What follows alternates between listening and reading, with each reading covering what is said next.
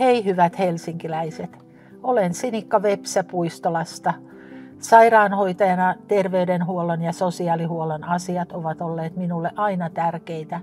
Huoli ikäihmisistä sai minut lähtemään politiikkaan 12 vuotta sitten. Työssäni seniorikeskuksessa vakuutuin lyhytaikaisen hoidon merkityksestä läheisille.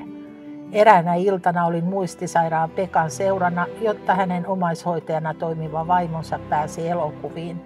Tuolloin vahvistui entisestään käsitykseni omaishoitajan työn raskaudesta ja vapaiden tärkeydestä. Muistisairauksien lisääntyessä seniorikeskusten tarve korostuu.